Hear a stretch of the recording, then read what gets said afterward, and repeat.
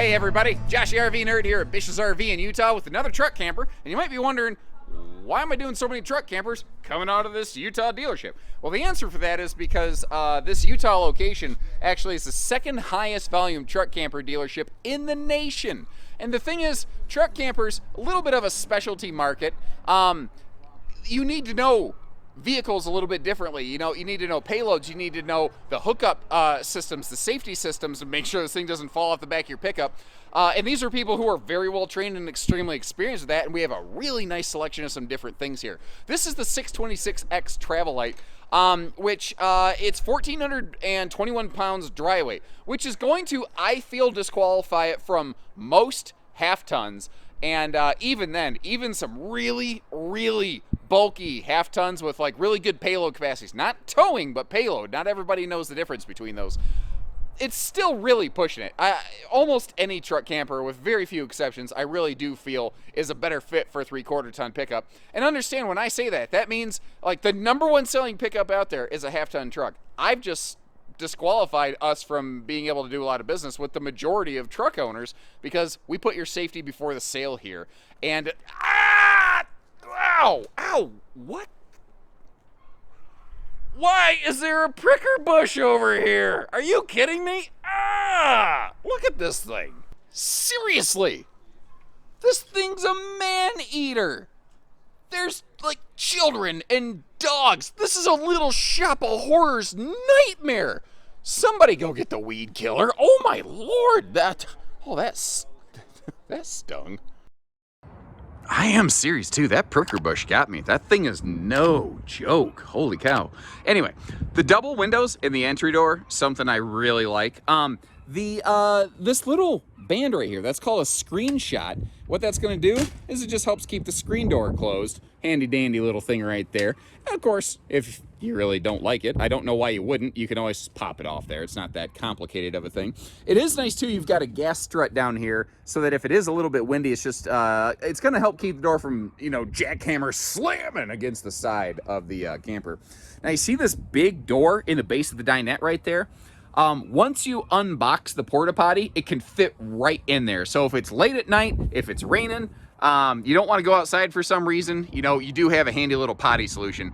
Nice kind of U-lounge right here. When we get up to the bed, you're going to see there's a tabletop sitting there. It has a free floating table. So if you want to plop that down there for dino for time, you can do that. The general cabinetry fit and finish on these has improved a lot from what I saw in years past. There's still a couple little things though, like this little access panel that is kind of like a compressed particle board, and it always gets a little bit scarred up. And especially on you're going to step on that to get you into the upper deck. You're going to scuff that up a little bit. I would almost recommend putting some kind of like contact paper or something on it just to help keep it a little bit protected over time. I believe that's some variety of full-size bed, and they don't have a ton of lights in these, but how many lights do you really need? It's got 5, 6, 7 lights. Actually, now that I say that, that is quite a bit of lighting for such a small camper. When you're boondocking, you're obviously not going to want to use a ton of lighting, but during the day, you really don't need to. And at night, as small as this is, you've only got to run a couple of those things. Big vent fan there, sort of above the bed and kitchen space. But what's cool is if you are cooking up a storm over here, which I don't know, much more than when you're truck camping, what are you cooking in a little space like this? I'm kind of curious, it looks a little wonky, and I know it's going to trigger someone's OCD. You see how the faucet is not directly lined up with the sink? I think that's because they had to make sure the cold water handle could totally turn off. Otherwise, it'd be a little bit dribbly, as it were. But I don't know. It's totally functional. It's not like the faucet isn't over the sink. What I was getting at, sorry, not shiny. The stove, it actually does vent your cooking heat outside. So it is nice. You could just say, yeah, I could use that for ventilation. But it is nice that the heat and the steam doesn't have to go up past your face. And when you're eating a smoked sausage, you also don't want to end up smoking your nose. You know what I'm saying? Little TV hookups up there, power outlets, USBs, emergency exit window, which, folks, I hope you don't ever need that thing. Thankfully, the camper's small enough you could probably just bolt out the back door as well. And when you're in these smaller truck campers, a lot of times, like, you have to kind of walk through the kitchen, and half the kitchen's on your left, half the kitchen's on the right, and the real Slim Shady never stands up. Have you ever noticed that? Anyway, but this kitchen is all along one side of the camper. I don't know. For me, it just works a little bit better. Did you notice, too, by the way, that kitchen's solid surface countertops, and the table with that free-floating table, also solid surface. It's very heavy duty, too. It's actually quite surprising. I almost feels like overkill, but I'll take it. That is also a 3-way fridge. So when you're going down the road, you can just run it on 12 volt. If you stop at a park, you can kick it over to 110 park power. And when you're off the grid, flip it into propane mode and let the gas do the work for you. Now, once again, once it's unboxed, that porta potty can go right under that dinette bench. And when it's in the box, it's like a millimeter too big to squeeze in there. So I just want to make sure I got it up out of the way. I do like, the big breeze window over here. Obviously, you can have your screen door open for breeze off the back. That extra window off the back does not open for airflow, though. It's like the only thing in this that doesn't open for airflow. Kind of surprising. But like I said, what I'm seeing out of here in terms of the fit and the finish of the cabinetry, you can see how everything joins together really nicely. It's not all gappy and shaky and crappy. Not too bad. The bed up here, if you're a really close and snuggly couple, you could probably make it work. And of course, that can fold down into a sleeper. And as we saw earlier, it's just barely big enough for my head to feet to lay down on that. So if you're like 6'3" like me, you're probably going to want to be a side sleeper, and then you're going to be fine. But if you've got a guest in your truck camper and they're complaining about the sleeping space, tell them you can always sleep outside, and they tend to pipe down pretty quick.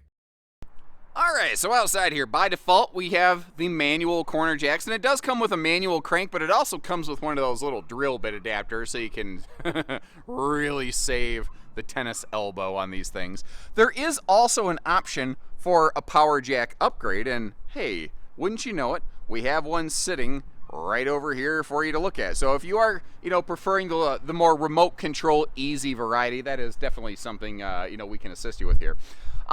These are not like a full 8-foot wide like that Host Mammoth that we had on the channel a little while ago. So, not quite as much headwind. They don't stick up near as far. But again, you really want to make sure that you're matching your vehicle payload with this. And that, I'm telling you, me and this bush are about to tango, my friends. Anyway, the front nose cap just gives it a really good look, and I think complements the aluminum skin very nicely. And with that being aluminum, you're not really as subject to like oxidation nearly as badly as you might a fiberglass skin. Not that it can't happen, it's just a little bit trickier.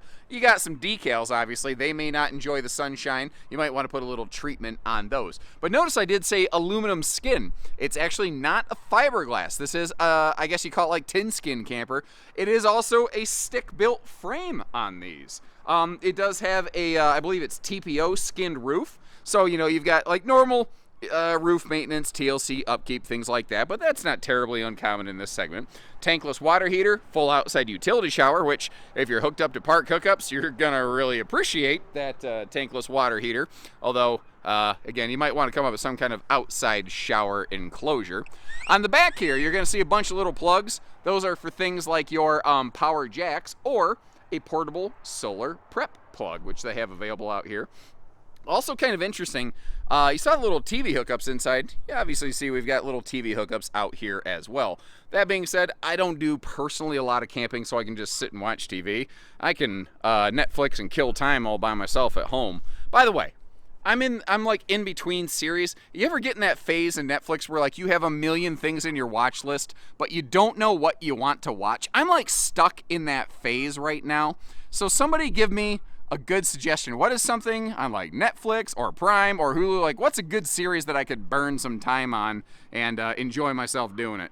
So if there's one thing I'd like you to take away from this video, it's avoid the man-eating pricker bush over here. Charlie Brown had the kite-eating tree, and this is my new nemesis over here. I'm a I'm about to go get me a machete and have a bushwhacking party over here, but neither here nor there. Machetes, by the way, excellent way to deter the gas station murder hobos. That is the kind of pro tips you just can't get anywhere else, ladies and gentlemen. If you appreciate the way we go through here, show you the information, tell you the good with the bad, maybe have a little fun along the way, hit that subscribe button and like our video. And when you're ready, we're ready. So take care, stay safe, have fun, and happy camping, everyone.